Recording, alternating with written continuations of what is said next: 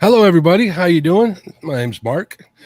You guys already know that. Let's say hello to some people in the chat. We got 20 people in chat right now. Avid Fisherman, what's going on, Avid? I saw Betty was in there earlier. I know Betty's probably watching on TV. Hello, Betty. Hello, Chloe. How you doing? What's going on, Brandon? How you doing? Chris Uselton, what's going on, Chris? Cindy Stokes, what's up, Cindy? Dale Hayslip. Ernie Brown, Fins and Finds. What's going on, Bob? I see Fishing with the Chad in there. What's going on, Chad? Hopefully everything's good at the Fields house. They're coming in here. Freddy's Outdoor Adventures, Georgia Fisherman. Get hooked on fishing. What's going on? Get hooked on D Fishing. How you doing, D? Jason Lamb, Jay Fox Hunter, Mr. Gadget Fishing, Palmetto Cats. What's going on, Kevin? Sir Finn's Catfishing. Want to be outdoors. What's up, Matt? Let's see who else walked in here. Chrissy Brown, great crew. Yeah, great crew. They're stacking in. They're probably coming in right after Catfish Weekly. That was a great show with Doc, so I'm sure they'll make their way over here. Alicia Bernhardt, look at Alicia. I gave you your wrench like I said I would. Eric Massey Jig Company. He makes great jigs over there at Massey Jig Company. Ernie Brown, how you doing, Ernie? Let's see, Georgia Fisherman I said hello to. Jason Lamb, what's going on, Jason? How you doing, buddy? Jay Fox Hunter, I might have told him. Sampy, what's up, Sampy? How you doing, bud? Randall Rhino Outdoors, how you doing, sir?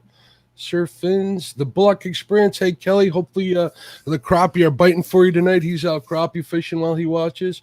And I'm sure more people will roll in. If I notice them, I will definitely say hello. Welcome to the Catfish and Crappie Podcast. My name is Mark, and tonight's guest is Kyle Tyree. Right, Kyle? That's how you say your last name? Yep, you betcha. You got it. I was kind of worried. I meant to ask you before the show, but I totally zoned on it. I've been kind of rushing around trying to get stuff done here. I was listening to Catfish Weekly in the car on the way home, and finally managed to get in here, and we got set up. So it's probably even pretty good that Lyle and Lyle talking to Doc with James ran a little bit over. That was really cool. So welcome to the show, bud. How you doing? Doing well. Thanks for having me. I'm really excited for this. Just so people know a little more about you, being there's a majority of the cat fishermen in the world here. Tell us a little bit about where you're from and what you do, and we can get into your YouTube channel, but we'll get into that a little later. So. Yeah, definitely. So what I do, I mean, I'm up in northern Wisconsin. We call it, a lot of people call it the vacation land up here, but, you know, to me, it's home, and it's beautiful up here. We love it up here. Do a lot of fishing, a lot of hunting, you know, try to be as self-sufficient as we can with, you know, we have chickens and we go deer hunting and fishing and just living the life, you would say. It's a really fun time. And yeah, I do the YouTube and I work full-time job doing marine sales and four-wheeler sales and stuff like that. When we can get the product to sell right now, it's unfortunate times, but yeah, it's just, you know, up in the Northwoods of Wisconsin. And have you been up there your whole life? Pretty much. I mean, my mom had a job for the USDA, so we moved around Wisconsin a little bit. I lived down in Oshkosh for a while and did a lot of fishing down on the Fox River down there in a little town called Omro, and pretty fun down there. And I wanted to do more deer hunting and more just have more variety of fish. So moved up this way and love it. Fox River is near and dear to my heart, especially down here in Illinois. I've been meaning to head north and do a little exploring in it up there. Maybe go up there in the winter, do some pike fishing on the ice. I know that's a big deal up there, isn't it? Oh yeah. Yeah. We can, Wisconsin, we have 3 lines out. So a lot of people, sometimes people just sit in their trucks and put tip ups out and just wait for the 3 tip ups to go. Otherwise, you know, what I like to do is put a couple tip ups out and then have a jig rod in the ice shack and just sit there and jig panfish or watch the camera down underwater and know if there's pike around. But there's some big pike up here. You betcha. Yeah, Lyle Stokes, he's scared to death to get out on the hard water, so I offered to meet him up there, and there's a guide up there. You'll have to forgive me for not remembering the name of the service, but they actually take people out on airboats. Oh, interesting. So there's no way that he is going to fall through the ice. I even offered to rent an Argo, and he still won't do it. Yeah. It's you know, the ice wasn't sketchy to me really until last year when the snowmobile went through, but that was that was human error and a couple other things, but yeah. That's right. That's one of your. There's definitely one of the videos on your channel that kind of grabbed my attention right off the bat was Yeah. that whole scenario. So what happened when you put your snowmobile through the ice? Well, there was a big turn of events that day. I mean, my buddy and I got up fishing at 5 o'clock in the morning, and we went out on. We were actually out on two lakes that day. We went to the first lake, and we walked out right from the boat landing because it drops off to 30 feet really fast. We didn't have to go that far, and we had a good 10 inches of ice out there, and we fished there till probably about 10 in the morning. And we came back home, had a little bit of breakfast, and then we're like, it was noon, so we're ready to go out on lake number 2. And we got out there, and everything was looking fine. We were going along. We had just gotten some snow, and turned out that halfway across the lake there was only a couple inches of ice, and we were in 15 foot of water, and the sled just went right through the ice, and we were able to jump off and get on good ice, and fortunately just sit on the ice and wait to get rescued, because we didn't know where we could walk back to, and what was good ice and what wasn't, because we were probably 3/4 mile or so from the closest shoreline, so it was tough. And how did you get rescued? So an airboat came out, a boat with a fan on the back of it, fan boat, yeah. And we have one down here on the Fox too that a buddy of mine runs, and they do a lot of rescue and recovery stuff with that too. So those airboats come in handy, definitely. Yeah, definitely. The crazy thing is, I mean, there's a lake across the street, and just as big as the lake we were on, and the lake across the street had people driving on it the same day we went through the ice. Wow. So yeah, 10 inches of ice is a lot of ice. I don't know if a lot of the people here that live in the South realize that 10 inches ice is pretty darn sturdy. You can and that drive was on a the first car lake. or like an S10 small truck on ice, or on 10 inches easily. And not be worried about it either. Yeah, right. Definitely. So tell us a little bit about the recovery. I thought that was cool how they pulled the sleds out. Yeah, so we had well, that was the thing. You said sleds. The same day there was another kid that went through at 7 in the morning that I didn't even know about. So we had 2 sleds down there, totally unrelated guy. I had no idea who he was, but he reached out to me during the whole process, and we had a diver. We cut some big holes in the ice. We had a diver go down, and he had these bags that he put on the skis, and then he had a separate air tank that he put a hose in the bags, filled these bags up, and that just brought the snowmobiles up. So it was kind of cool. Once they got up to the top, I reached my hands down in the water, grabbed onto the skis, put a winch cable on them. We had our 4-wheelers about 20 yards back, and we ended up taking a cable behind the 4-wheelers and anchoring the cable into the ice so the 4-wheelers wouldn't get pulled down the hole. And yeah, just hit the winches, and the snowmobiles just came right up over the ice, and they were on the ice. It was really easy how they came out. I would say it was crazy. And then you also went through the actual steps you had to do to get your sled up and running again. That was another cool video. So there's a whole series out there on Kyle's YouTube channel, and I noticed that Avid's sharing out the link in the chat. If you guys want to go there and check it out, I highly recommend it. It's very entertaining. Unfortunate turn of events, but just had to keep people informed. Yes, sir. We got look, we have Justin's Fishing Fetish showed up. We have Jeremy over at Hooked Up, SK's Crappie Catching Adventure. If you're into crappie fishing, check out his channel. He's in the great state of Texas. He catches a lot of crappie. Bob over at Fins and Finds, I've seen here. Twisted Fishing TV. What's going on, Frank? How you doing? I like to make sure I catch the ones that I missed at the beginning that are starting to come in. So how long have you been doing YouTube? So I've been doing YouTube now for 10 years, actually. I've always wanted to like have my own hunting and fishing show. And basically when I've been recording since I can remember. I mean, I have tape camcorders from when I was like 10 years old, because I just love to document the experience. And when YouTube came out, and I was like, hey, I can make my own videos. I can do whatever I want. I can put them out there. I had to figure out a digital platform. And when YouTube came out, there were iPods, like the iPod Touch, basically your MP3 player of Apple. And I started making short little 30-second videos on that back in 2010, some of my first videos.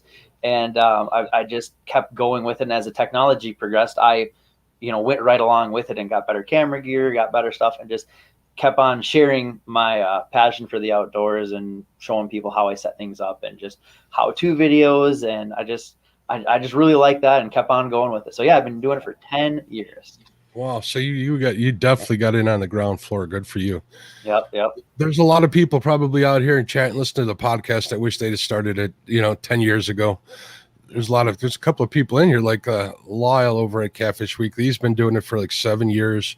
He's been doing it for a while. Good on him. It's good to notice those trends happen in that. So yeah, definitely. Good for you guys. I've been watching for 10 years. That's for sure. I can tell you that as a fact. And I know what it was like. I'm in the technology business as a profession. And I know that it was probably pretty hard to overcome the barriers that were in place back then. It wasn't now where you could just shoot your video on your phone and upload it directly from there. Yeah, definitely. So how long would it take you to get video to upload? What I actually did is when I would go fishing, we'd it was as we got a tip up, we'd start filming saying, okay, we're running to the tip up. And we'd pull the fish up, let it back, and it'd be like 30 seconds. And that I'd go to the gas station and I'd sit at the tables at the gas station, use the gas station Wi-Fi, and I would upload that, and it would probably take 30 minutes or so. So I'd sit there and, have a candy bar and a soda while I'm waiting for my video to upload. And that's how I did it. There's a lot of people that work out. I know Mo Creek Fishing out of Missouri. He doesn't have a very good internet service where he lives in his rural area, so he'll actually have to still do that, drive out to town and get his video to upload it wherever he's sharing the Wi-Fi with. Yep. Jeremy, what's going on, buddy? Some people have to do that. I'm fortunate enough that one of the bonuses of living in a more heavily populated area is internet signal. So, but hopefully it'll change. Yep. I mean, it's 2021. I was always told we'd have flying cars by now, but we can't even get a good internet signal all over the country. The libraries always have. You think about it, they always have good internet. But I mean, there's not a lot of people that go to the library anymore. But if you need it, that's where I went a couple of years ago when we moved houses and didn't have internet set up yet. I had videos to upload, and I went to the library. And the name of your YouTube channel, we probably should have mentioned that so the people at home can. Wisconsin Fisherman. Type that in. Just Wisconsin Fisherman. I have links in the description. Avid's posted links in the chat, which I appreciate him for. And in the podcast, if you go into the description, I'll make sure that the link is there as well. So check out Kyle's channel. I think you really like it. Now let's talk about some fishing here. That's what we're here for. So what's fishing like in your neck of the woods in Wisconsin? Oh boy, I mean, what's your favorite fish to chase? I should ask. The one that's on the end of my line. I don't care what I'm catching, if it's a rock bass or a bluegill or a walleye, muskie. As long as it is hooked on the end of my line, I will reel that fish in, and I love it. But if I had to choose, like maybe a fish to eat, I'd probably lean towards like crappie. Crappie is like a really good fish, especially in the wintertime. They're nice and flaky and whatnot. I really like crappie, perch, bluegill, walleye. They're all good eating fish. And when you say perch, you mean yellow perch, correct? Because perch is a lot of different things. So yellow perch, people call them barred perch, just a standard, or what do they call them, red fins over in Europe? Miniature ones of those. Right, the ones over in Europe. Have you seen those videos over on Carl and I forget his channel? They're going after like 4-pounders. That's insane, yeah. Floored by that. Somewhere where they were in the Netherlands somewhere. I don't remember offhand, but if I've seen those, and they're just ridiculous. They're catching perch that are like, where am I at here? They're big, and they're so fat. Chris Houston is asking, how many times do you get out? How many times do you fish? I imagine he's asking how many times do you get out to fish? I fish all the time. I mean, if you're looking at a weekly, weekly 7 days, I'm probably going to be fishing at least 3 of those on a good week. Otherwise, it's maybe a couple. But there's some days where or some weeks where I'll get out every day. It just depends on weather conditions, things like that. We got another question from chat from Alicia Bernhardt. She's asking, what's your favorite fish to catch as far as the fight? Smallmouth. Smallmouth are an awesome fish to catch. I mean, they have an awesome fight. It's kind of weird because sometimes throughout the year, in the early part of the year, you'll actually get them to jump out of the water. They'll do some aerials, and that's pretty fun. But as the year goes on and progresses, they'll actually it's weird because they'll fight harder in the later months when the water is warming up. They'll stay down further and they don't jump up as fast. And I really like smallmouth. They really give you a run for their money. I want to thank Reel and Raider Outdoors for the super chat. I really appreciate the support. Oh, yeah. It goes right back into the channel. So thank you very much. Excuse me. Let's see if I'm missing any other questions in here. So you do, I know you do a lot of underwater video. Yeah. How'd you get started with that? Oh, well, that goes back to like over 10 years ago. Aquaviews had little cameras, and I being a kid, I was like, this is the coolest thing I've ever seen, is the fish underwater. And again, technology just progressed there, and it went from this little, probably like 3.5 inch to 3.5 inch screen, and it was big battery, big cables, all the way down to a handheld unit nowadays. But I just kept on, progressing with technology. And when I could be able, I would put my camera facing the screen or the monitor, and I would use that footage to upload onto YouTube, because I wanted to share it with people, because I'm like, this is awesome. Like, what's under the water? It's right under your feet. And now technology, I mean, I basically plug a card into the camera and it records it, and it just keeps on going. Hey, look at this. Realistic Fishing's in there. What's going on, Realistic? He Hey, says, man. Kyle reminds me of a young Babe Winkleman. I hope that's good. I mean, Babe Winkleman's that's awesome. really good. Yeah. We're all fans of Babes here in this chat and in Panfish Nation. And yeah. That's coming. Cool. Big things coming. I've had a chance to interview Babe, and that was fun. He's a real good dude and super knowledgeable. So you're in good company if people are considering you in that same league, Kyle. So congratulations on that. And Realistic's got a big channel. He's been doing this for a while too. So maybe you guys have crossed paths I follow somewhere. along him too. He's got some awesome videos. Keep it realistic. That's right, and clean up after yourselves. I like when he goes. I like when he goes on his rants, telling people to clean up. Right, because that needs to be done. Easy. Speaking of that, I want to make sure that the people who don't know, and also the people in podcast land, at Avid Fisherman is having a tournament every month. He is doing a trash bag tournament where people are picking up waste at their local fishing spots, weighing it, sending them pictures of the scales with the bags, and the one at the end of the month that has the most trash collected wins a $25 Amazon gift card. And I think people are starting to send him a little more to offer as prizes in the near future. So I wanted to make sure to give him a shout out, and that's people cool. Will take part. So yeah, that's something that's worthy. There's all these tournaments going on, and this one is definitely making a difference. Let's see what else is going on in chat. All right, so let's talk a little bit about your crappie fishing. You do quite a bit of crappie fishing. I saw one video you were crappie fishing with a cane pole, correct?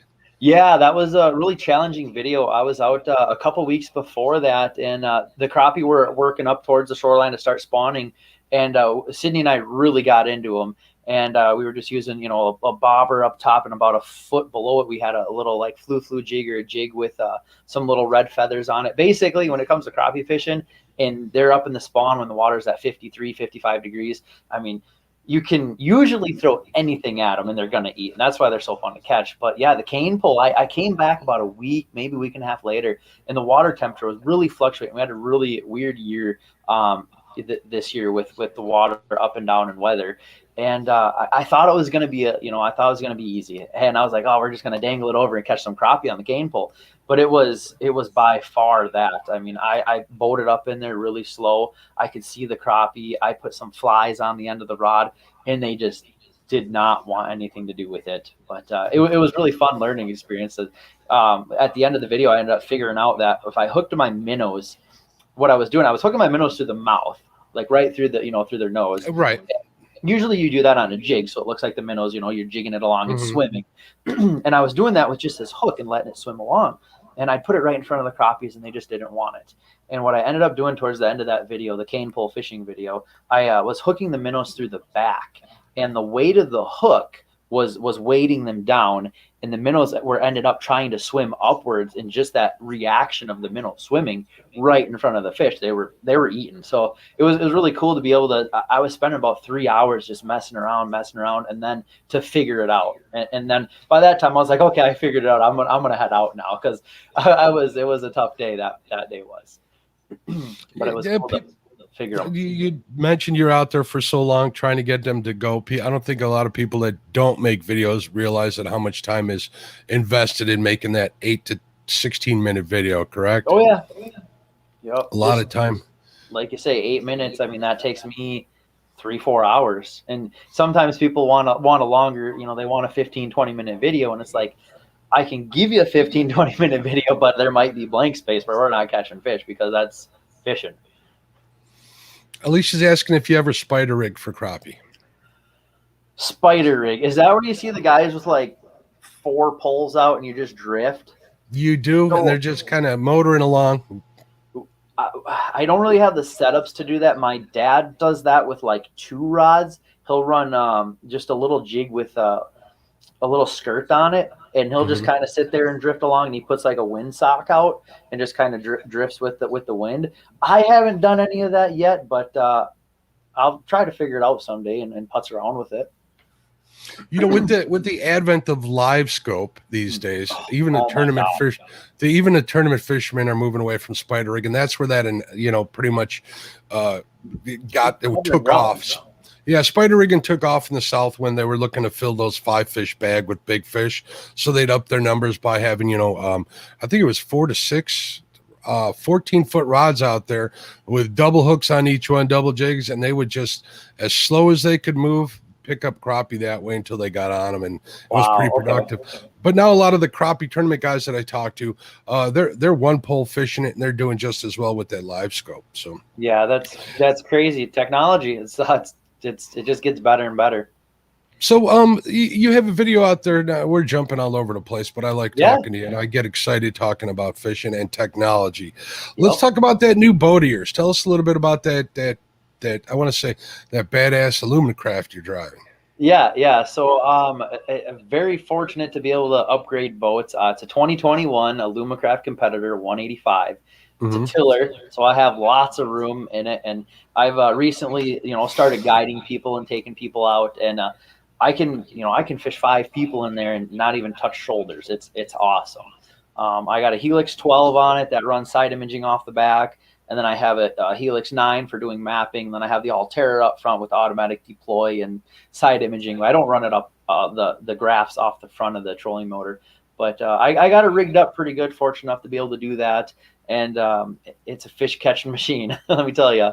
The people up north, they love their tillers, don't they? Don't you guys? Yeah, definitely. I mean, we have a lot of small bodies of water up here, and we don't get a lot of them huge 4 or 5 foot rollers to where we need to hide behind the windshield. I mean, we get, a crazy day up here is going to have 3.5 or 4 foot rollers, but how many people are out that day, So, but yeah, I mean, having an 18.5 foot boat too.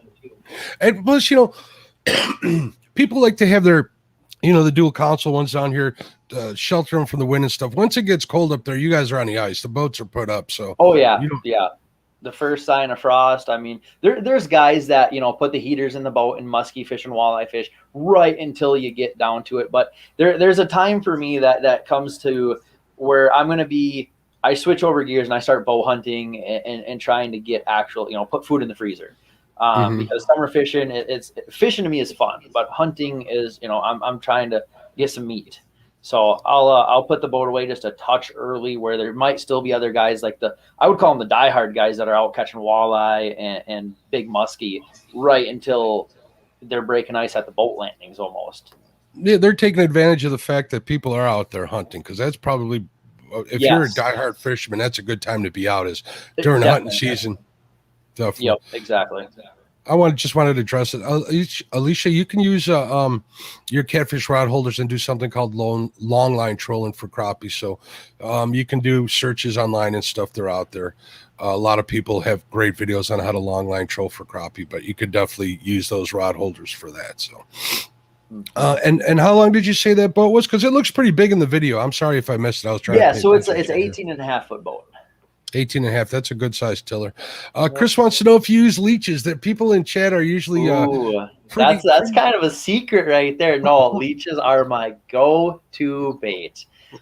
If you can find leeches in the store, find the biggest ones. You're gonna pay a little bit more for them, but up here we have jumbo leeches. I actually have some in the fridge, And you got a jumbo leech that's probably about 3 inches long, and when it hits the water, you're talking a 6-8 inch long leech, and the fish love them. Just make sure you're not by a bluegill or perch. I mean, you're going to catch big smallmouth, you're going to catch walleye. That's about what I go with. Crappies, not much, but smallmouth and walleye, big leeches. The bigger, the better.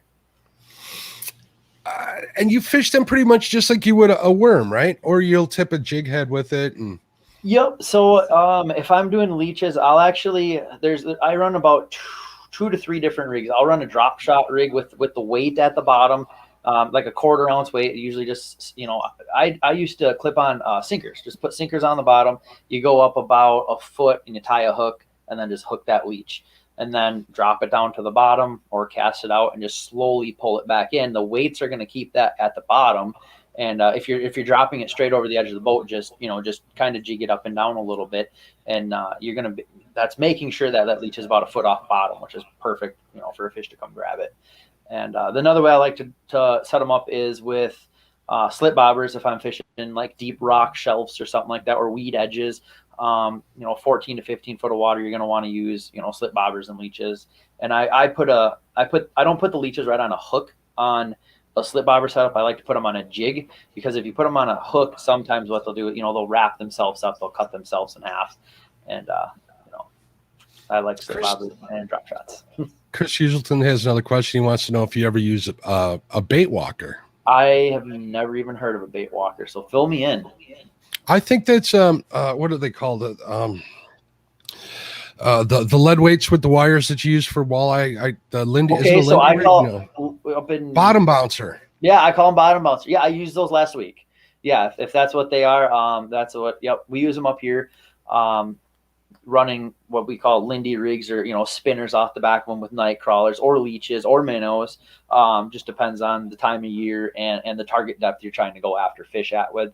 Because there is a time right about I would say 2 weeks ago where fish start to transition from hitting those with like spinners and crawlers on them to where you're going to actually just run just deep diver crankbaits. There's kind of a switch period when you go from running bottom bouncers.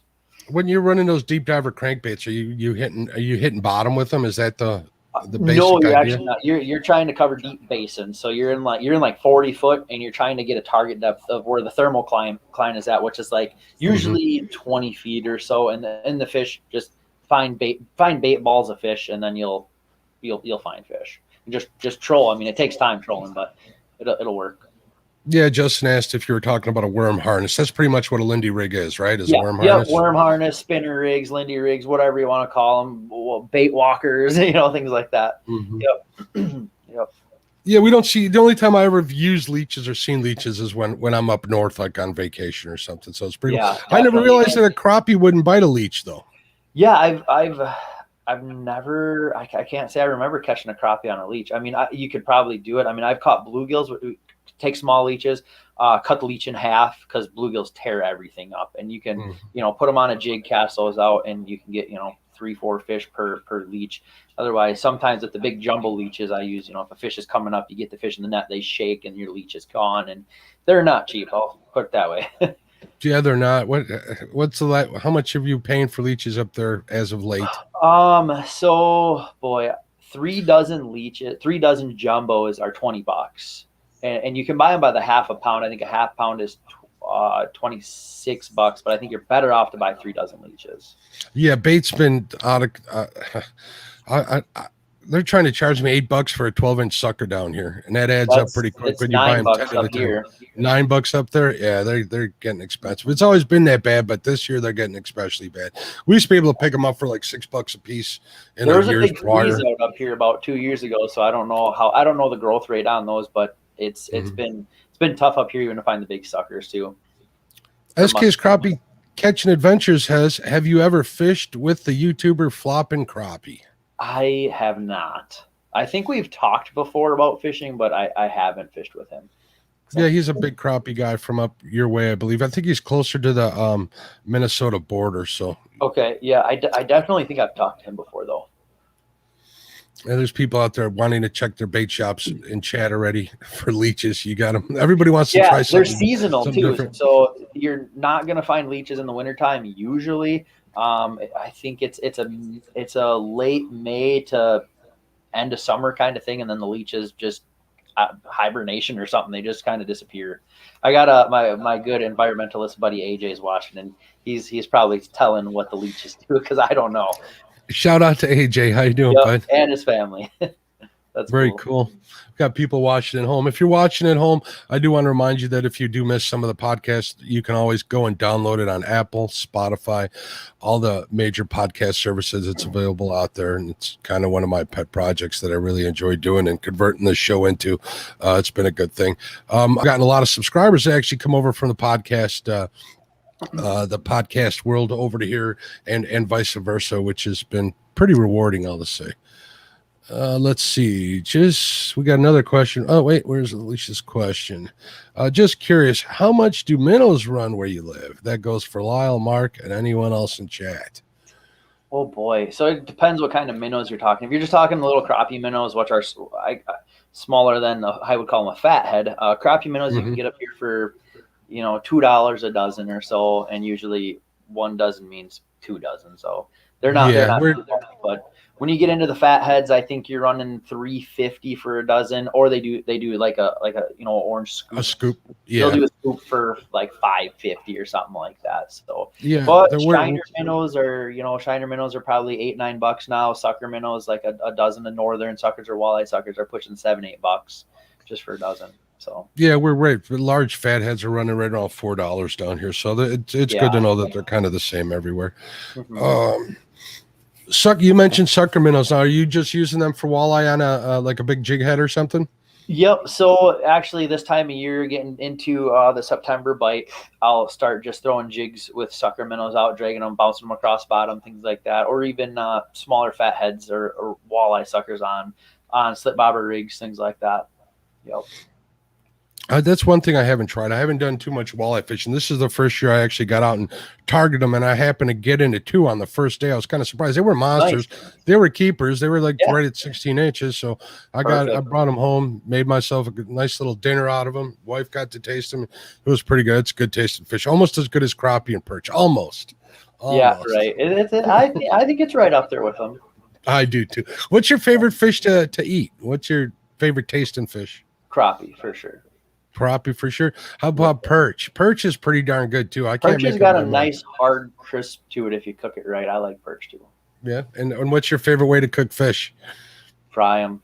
Deep fry short lunch. A lot of people, well, my dad makes it a really good way, which is really messy, but he'll take saltine crackers and Ritz crackers, one to one bag, crush them up, dip the fish in an egg mix, and then put it into that and then fry it. But your oil gets really poofy and your oil gets nasty to where if you were to just take a shore lunch, you buy it in the box. If you just take your fish, kind of dry your fish off, dip it in the shore lunch batter and fry it, you have a lot cleaner oil. It's going to last probably 4 to 5 batches of fish, which would probably be up to 50 fish. To where if you're running an egg mix, your oil is going to get pretty nasty. When I do like an egg mix or any other mix like that, what I find is, and this is just for people in chat here, is if you cover up what I deep fry in a cast iron Dutch oven, that works really well, holds the heat real well. I'll cover it up and I'll leave it sit for a day in the house, and that'll all settle out, and you can ladle out the clean oil at the top. So that's just a quick tip, but I know exactly what you're saying. So that works pretty good. They also have some of these new deep fryers, electric ones, where you actually just turn a valve and it drains into a tank through a screen mesh filter, which are kind of neat. I've been meaning to try one of those out. That'd be cool. Save yourself some oil. Use it again a couple times, probably. Yeah. That's if you're eating a lot of fish. Yeah. I don't eat enough, but it'd be kind of cool to try. That might be a good video for one of us out here to make. Realistic says beer and flour 1 to 1. I like using flour too on my fish. You just got to make sure you cook that flour taste out of them, and you're all good. So, yep. That's what I used to cook at the restaurant. We use beer and like a sunflower mix when I worked there back in the day, cooking fish. Do you do any walleye? I mean, any muskie fishing up north? Yeah. So I usually hold off on the muskies until late August and then into September. I'm just doing a lot of other fishing until then, and then I always think in my head muskie fishing gets better towards the fall.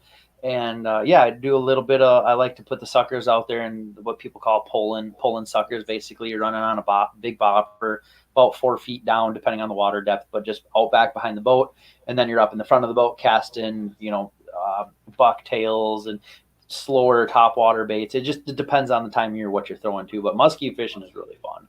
It's a blast, and I got a couple of guides in September. I got to take some people out muskie fishing, so that'll be a good time. Yeah, I'm going to take a little time to brag here. My personal best muskie is 25 inches, Kyle. How about that? Hey, it's a muskie. A lot of people, even just to catch a muskie. I always ask people when they're getting on the boat, have you ever caught a muskie before? Or when I'm talking to them, and just to catch a 25-inch muskie, and them things fight like a 40-inch pike. I'll tell you what. It was pretty fun. I caught them also on a 1/4-ounce jig and a worm too, so that was kind of surprising. There you go. Nothing like my first muskie came on a leech and slit bobber. There you go. It was 25 inches probably. Or it's like catching like a 6-pound bass on cut bait. That's always a pleasant surprise, and I'm not a big bass guy. Yep. Do you do any largemouth bass fishing up there? There are some days to where the wife and I'll just go out. We'll do some swimming, and like we're not filming or anything, and we're just putzing around. I'll throw the frog out in the middle of the lake and just go for it. And the crazy thing is, I always call them the Hail Mary cast. If I'm bass fishing, I'll fish the lily pads, fish the shoreline, but you always just gotta look behind the boat at the big lake and go, I'm just going to cast this in the middle of the lake because why not? And I've caught a lot of fish on poppers and in frogs out in clear open water than just casting them through pads like you do, It was weird, but I do a little bass fishing here and there. How about you do any lake trout fishing? So in the wintertime, we go up to the Schwamigan Bay, which is Ashland, Washburn, it's Lake Superior. And yeah, we do a little bit of lake trout fishing up there. I haven't really got into them because usually lake trout are like 80 feet and deeper, and we're getting out at a depth of about 30 to 60 feet. So every once in a while you get a lake trout mixed in, but we catch a lot of brown trout and splake trout, which splake is a mix between a brook trout and a lake trout. They're a stocked fish, and they're very good fishery up in near Ashland of splakes. You'll get some cohos and stuff too, but I've never got into a laker up here yet. How about do you get on the Kings in the fall?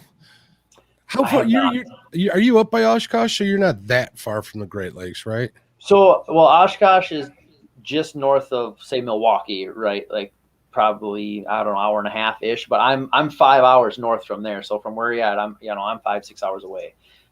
I'm an hour and a half from Ashland. Gotcha. So okay. When I go up to Ashland, I trout fish. I'm going to go for about 3 times a year. I'll go up there and pick my days, get on there. Jeremy over at Creole Catfishing wants to know what fish is on Kyle's bucket list. Do you have a bucket list? Gosh, a bucket list fish. I can't say I really have one, but I always admired the fish, the Arctic chars. They kind of have that big, like, fin on their back, and I know up in Alaska they say they're like catching bluegills up there sometimes if you're in the right waterway to where you catch a lot of them. I think that's a really cool looking fish, and if I were to have a bucket list fish, I would probably say an Arctic char, something like that. I mean, a Goliath grouper. It's just something different that you don't see every day. I can definitely understand that. I'm a fan of all the. It's part of the salmonoid family, isn't it? Or they just habitat the same waters, don't they? I have no idea.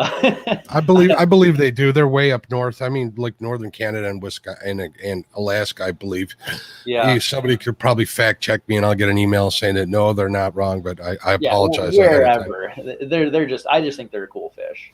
One of my bucket list fish that I got was an eel pout, also known as a burbot, as a lot of the people in chat were giving me a hard time with. But So burbot. They call them lawyers too. Yep. Lawyers. Well, they do call them lawyers. They do. I'm married to one, so I got to be careful how I use that term. Right on. Let's see. people giving each other a hard time in there about me asking bass fishing questions, and they like smallmouth, greenmouth, or largemouth bass. They're called everything from ditch pickles to green carp down here. So You got a it's lot of very them down polar. there. Yeah, we have a lot. I live in the same area where John B started fishing and did most of his videos. So I live in that neck of the woods. Right on. What is tarpon ice fishing? Somebody asked that question. I have no idea. I don't know. Tarpon. If you ever did tarpon ice fishing, there is no tarpon in ice. That's saltwater fish, bud. Yep. Unless there's something I don't know. So tell us a little bit about your guide service. You'd mentioned you're starting to do a little bit of guiding now. Yeah, so I have a few scheduled days off at work, and if I can get somebody to do like a half a day that wants to do a half a day guide, I can get out of work a little bit early and take some people fishing, and it's something I really like, share the passion with, even somebody that wants to learn. Like I said, I sell boats and stuff too, and there's been some guys that electronics, how to run your electronics. I'll even hop on your boat with you and show you how to run electronics. I can't stress enough how awesome that would have been back when I first started. It had cut years off the learning curve. So if you guys get a chance and you come across a guy that's willing to teach you what they've learned over the years, it's worth it. Go ahead and do it. They can teach you so much. Matt over at Want to Be Outdoors says it was a mistake. He meant sturgeon. Do you fish for sturgeon through the ice? Right on. So that ice fishing sturgeon, down in there, you're going to have 2 lakes in Wisconsin. You can spear sturgeon. That's going to be Lake Winnebago, and then they call the upper river tag is Lake Poygan. And everybody wants the upper river tag. It's kind of like bear hunting. You have to draw points each year. You get a point to be able to spear up on this lake. And I believe don't quote me on this, it might be like 7 years just to get a sturgeon tag to go fish the upriver, which is Lake Poygan, which is clearer. And yeah, you cut a hole in the ice and you wait for them to come through and you spear them. Lake Winnebago, very big lake, very dirty lake, shallow. Anybody can buy a tag to spear sturgeon for Lake Winnebago. They have a quota, the DNR does, to where they say, okay, this year we are spearing 200 sturgeon. They have quotas for males and females and things like that. And it's really cool that they manage that fish so well, being that it is, they're prehistoric fish.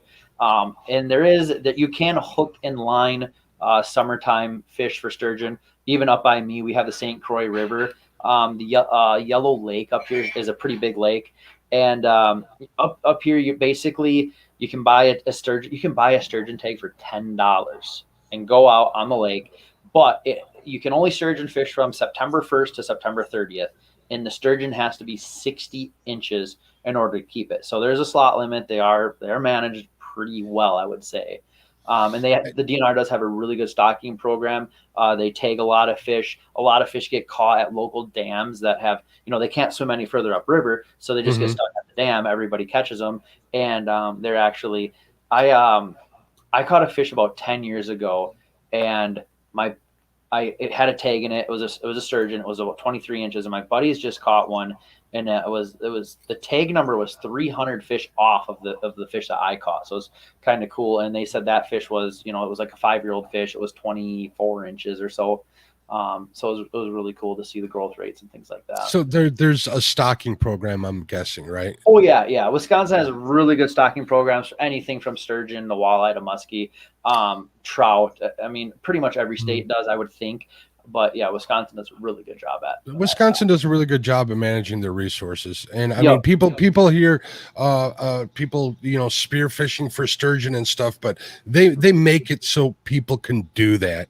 There's a lot of heritage there that they're trying to honor in doing so, and it's not like it's a pretty big deal to get out on the water and do so, and not too many people do it. They do have a sturgeon fest, don't they? At one part of the year, I think I saw. I can't say they do. Maybe they do, or but there's I one don't. Town that has a big deal going on. I don't know. I'll have to look. Yeah, I mean, it is a big deal. I mean, it's probably somewhere in Oshkosh. I mean, because that is where Lake Winnebago is, and sturgeon spearing is a huge thing. It's usually, I think it's 16 days, I believe. or 2 weeks, somewhere in there. And I mean, the sturgeon season could end in 7 days if they spear that. How many sturgeon the quota is in 7 days? They get on the local radios. Is a really cool thing. Is a lot of people listen to local radio during the sturgeon spearing time, and they'll say, okay, hey, we got however many fish left, and the season's over. It's done. Mm-hmm. And in the season doesn't go all day long either. During a standard the hours, like you're going from daylight to I think it's 1 o'clock. So at 1 o'clock, you got to be out of your ice shack and spears, out. Put up, yeah, something very tightly managed. So yeah, definitely. Yep. And that's been going on for a long time. So there's still Years. fish, and they're still able to do that, and they do control the numbers. So if a lot of people hear that whole term spearing fish and they get really bent out of shape, it's not like somebody going out bow fishing a bunch of rough fish. They're actually, it's more of an event. Yeah. Yep. I'm sorry, Kyle. Chris Uselton says, Kyle, do you ever get up into UP and fish?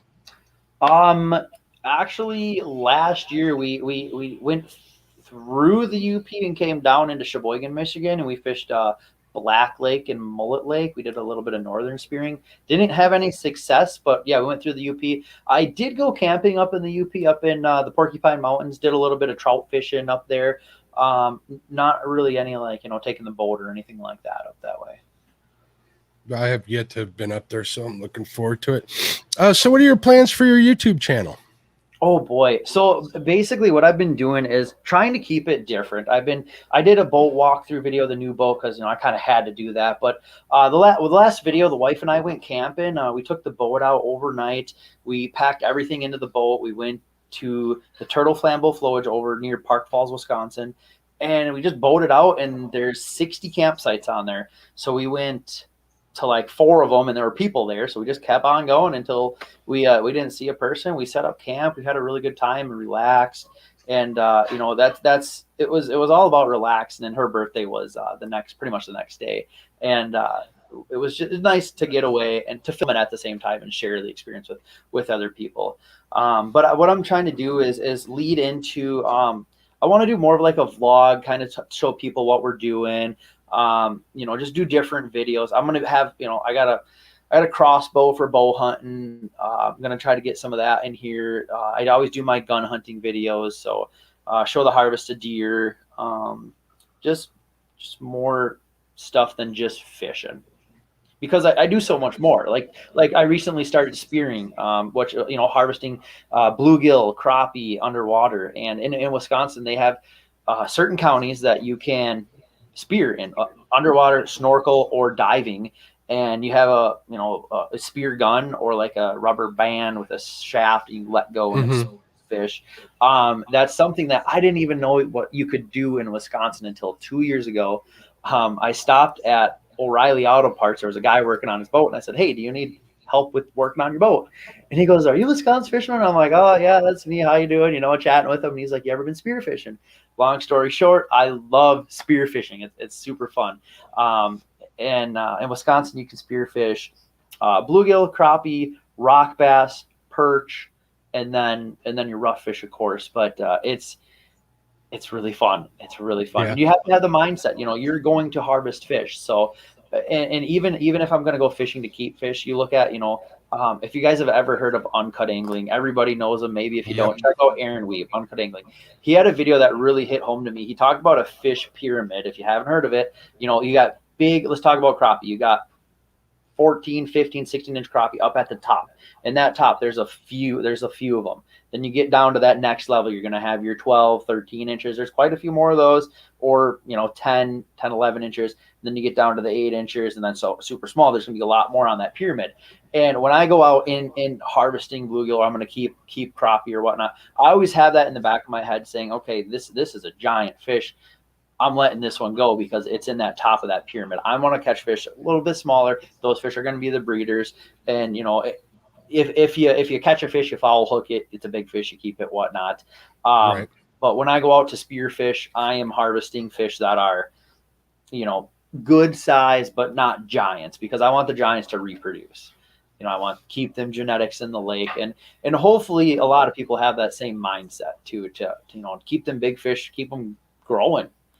And that's the thing with why I've started guiding too, is like, I love seeing people catch fish. And if I can catch a big fish and I can put it back for somebody else to catch it, even better. Absolutely. And obviously you're letting the breeders go back. I Oh, mean, yeah. even when I'm bait fishing for bluegill and stuff, if I come across like one of those big bull bluegills, the big males with the ball, they're going right back. They're definitely not, they're not going in the grease, and they're not going on another hook. But I definitely can say people, I think, how to put this gently, people let their hearts get in the way of their minds sometime. And predation and disease, it takes its toll. For that fish, even with a crappie, for it to get to be 14 to 16 inches, is a lot less than it is than them being, taken out somewhere in the food chain or getting sick and passing. So Right, it all goes by. And I mean, we have biologists that are pretty smart that can figure out limits and stuff. So I'm a firm believer in that. Yeah, and they do a couple different. They're doing some different testing on that too up here. We have some lakes that have a 10 fish of each species limit. So they'll do. Sometimes they still have a 25 fish panfish limit, but they'll do 10 crappie, 10 bluegill, 5 perch, or there's some lakes that only even do 10 crappie is the limit. Because that's something recent though too in the north, right? Yep. They're definitely they're testing it out, and I think that's awesome, because there's old guys that go out there, and they'll catch 25 fish, they'll go home, and then they'll come back and catch another 25, and it's like that's not how this works. Let's be fair. 25 is plenty. That's quite a bit, but people do definitely like to stock their freezer and not have to go out. It's that whole survival mentality. Back in the day, there was that concern of going hungry. That could happen again someday, but not in this day and age. And that's why I go out and hunting deer and looking at different food sources there too. I mean, we have a huge, I want to say huge garden. I think our garden's like 40 by 30. We got Brussels sprouts, tomatoes. We got a lot of stuff in it. We're very fortunate it's going the way it is. We just, like I said, we processed chickens yesterday. We had 14 meat chickens that we processed up. It was pretty fun. I was going to record it for YouTube, but then at the same time I was like, okay, that's a really big step to something different than fishing. Right. And I slowly want to lead into what we do at, I would call it our homestead here. And, homesteading, yep. You can always start a homestead channel. That's a really big sector in YouTube. Trust me. I watch a bunch of those videos, and then I kind of like snap out of it and say, "There's no way you have the energy to do that every day, all day." Right. Plus, I got less than a third of an acre city lot here. I could have chickens. They actually allow chickens here now, but we'll see. I don't think I'm going to be doing that anytime soon. Yeah, their chickens are super easy. You just feed them and water them. But the hard part is when winter rolls around, you got frozen water, your eggs are freezing, you got to get out there. I mean, people don't think about, chicken eggs freezing. They freeze, they crack. Farming's a lot of work, even chicken farming. Yeah, definitely. Very cool. Yeah, and I did see that post on Facebook. I was like, oh, look at Kyle. He's really getting into it. Yep. And how many chickens did you say you got out of that whole deal? We did 14. We had 14 of them, but we still have another. I think we have another 19 and a goose for eggs. The goose is just a protector. Yeah, it's kind of cool. Like you see, is the goose friendly to you guys? The goose is friendly to us, but if like a friend comes over, he'll definitely make some honking noises and make a scene. Like, hey, that person's different. It's kind of cool. Very cool. And when did you decide that you were going to start raising chickens? How long has that been? 3 years. We've been having chickens for 3 years. And last year we had 20 that we took to a butcher to have butchered. And this year we figured we'd tackle it ourselves, and it went really smooth. How about ducks? You ever think about getting some ducks? Yeah, so we had a duck, just one duck with some chickens, and we learned that duck is very messy. They mix their food in the water, and the water would be brown in like 10 minutes. And unfortunately, about maybe 3-4 months, we had that duck, and our chickens got attacked by a fox, and we lost the duck. So we were, saying no to more ducks, but the goose being a protector, kind of win-lose, because we get the protection, but we get dirty water. So it's just different. So we were like, we'll go with the goose, but no more ducks anymore. I like ducks. I don't know why. I could watch them all day. And I've had a couple of duck egg goblins that were out of this world, but they Oh, are a yeah. lot of work from what I understand. Yeah. So we're way off tangent. Yeah, Back to right. We're fishing. homesteaded now. Yeah, that homesteading sectors, that's that's big. That's taken off on YouTube for quite a while now. So Yep. I go down that rabbit hole a few times a year, and I'm really amazed at how people are able to make stuff work for themselves It's so and live cool their what life. you see. I know people out there, not going to mention any names, that DoorDash everything every day. They're like the anti-homesteader. Yeah, that's interesting. Do you guys have DoorDash up by you, Kyle? No, I mean, not DoorDash that is I like know of. order by command from your phone. People deliver food. So Like we're like 20 minutes from the closest McDonald's, so okay. there's no DoorDashing up here. Actually, when I was in Ohio, I was even further than that from the closest McDonald's. So that was Did kind they of eye DoorDash? opening.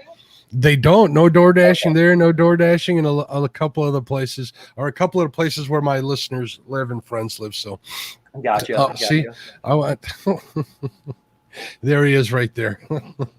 I don't know if you can see that, but Yeah. someone knew I was talking about him. So you mentioned you do sell boats for a living, right? You work for what kind of dealership? What brand? Yeah, I work for a Lumacraft dealership. We sell Lumacraft boats. We sell Yamaha side-by-sides, four-wheelers, jet skis.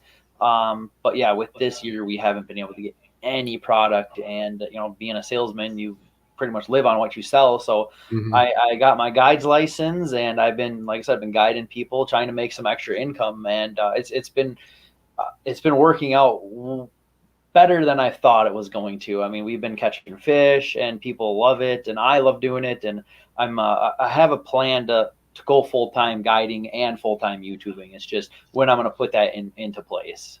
Definitely. So, if people want to contact you to hire you as a guide, how would they do so? Well, they can give me a call or shoot me an email. My email is it on your about page on your channel? It is. It's Mr. Kyle Tyree at gmail.com. So okay, cool. So you guys can email. You can go to his channel, watch a couple videos, subscribe while you're watching the video. That's the best way to get subscribers to stick. And then check out his about page and contact him if you want to go up to the great state of Wisconsin and get on some really good fish up there. You going to do any guiding on the ice? Yeah, definitely. So I'm going to do some tip up guiding, some pike guiding, panfish, some crappie. Basically pretty standard on that kind of stuff until we get some pretty heavy snowfall. Then we get some slush on top of the ice. The ice gets a little sketchier, you would say. And then I'll kind of fade out of it and do a lot more YouTubing then for videos. But yeah, I love the guide, and I love taking people fishing. And like I said, when I throw a big fish back, I'm just hoping somebody else catches it just so they can have just as much fun as I did catching that fish. You have any stories to tell without mentioning any names of anything strange that's happened on guide trips?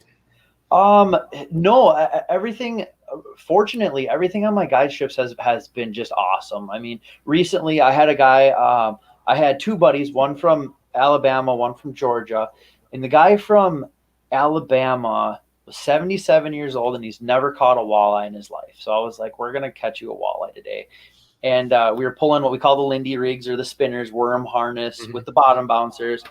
And I remember it because it was only a couple of weeks ago, but I was like, it's going to be a midday bite. And they both started laughing, like, what's midday? And I'm like, anything between morning and night is midday. So, and they're like, okay. And about 20 minutes later, a trolling, the guy from Alabama, his rod just bends over and it's screaming. I'm like, here we go. We're in 40 feet of water. There's no way you're snaked or nothing. He pulls up a 25-inch walleye, beautiful fish. We ended up keeping it so he could eat it. And it was his first walleye he ever caught. So it was super cool. Very cool. I'm sure he was excited, and there was a lot of pictures involved in that whole deal. Oh, right? Yeah, definitely. It was really cool to help him catch his own walleye, because he talked about going to the Arctic Circle, and he caught Arctic char, and he's been in Montana trout fishing and out on the deep sea fishing, but he's never caught a walleye. And I was like, let's do it. It was really fun. Realistic Fishing says I fish a park called Tyree Access. It's Skeletor Park to me. I actually know that Skeletor Park from your videos. I want to Alex. see. Tell Alex to send me that on Instagram. I want a picture of that sign. That'd be cool. I'm sure he'll be able to do that. He'll catch you. Yeah, send me a picture of that. That'd be cool. I can guarantee you there isn't a Shibish Park anywhere in this country, so I'd be pretty happy to see that. Maybe. Maybe someday. Let's see if we got. Let's see if I missed any questions here. Oh yeah, SK says he's going to get into guiding too. If you get a chance, check out SK's Crappie Catch Adventure. He's a great jig pulling guy out of Texas. He really gets on some big ones. SK also has a live stream show on Wednesday nights, 9 p.m. Central Standard. There's a lot of knowledge there. He always has his crappie buddies on there with him, so that's a good deal. I want to make sure I always plug SK's shows because he's such a big supporter of mine. So let's see if we any more. Got people talking to each other. All right, well. We're coming up on an hour here. I want to thank you for your time, Kyle. I really had fun talking to you again. We did talk on Panfish. It was Panfish Weekly at the time. Now it's Panfish Nation. Yep. Yeah, it was the first show on Panfish Weekly, Panfish Nation. I was the first guest. You absolutely were. Right before the man, Babe Winkleton. Winkleman, which you were called today. So that's some pretty high praise from some pretty cool people. Yeah, that's awesome. I appreciate that. That was fun. I wanted to definitely thank you again for coming on here and for being on there. You're a great guest. I love your channel. And if you guys are not subscribed to his channel, make sure you go over to Wisconsin Fisherman. The link is in the description, both on the YouTube channel or on this YouTube video, and also it's going to be on the podcast. So give him a check out. There's big things coming from Kyle. You were also talking about doing your own podcast, maybe, right? Or hopefully, yeah, definitely. One of my buddies was talking about how we should kind of do one together and do that. And I was like, that would be pretty cool, but I don't know where to start. I mean, there's so much to talk about fishing, but at the same time, I kind of just like, what can we talk about? But I guess talk about anything. You can. You absolutely can. Well, I want to wish you the best of luck with that. If you need any help, holler at me. I'll be more than tell you what little I know, but I'm always willing to share. So thank you again for being on. I want to thank everybody in chat. I want to thank the super chat, and you guys have a wonderful night. Get out there and fish. Have fun. Hopefully I'll get out and do a little live stream fishing this week. That seems to be going well. People seem to like it. So keep your eyes and ears open, and we'll see you then. All right, guys. Bye-bye. Thank you.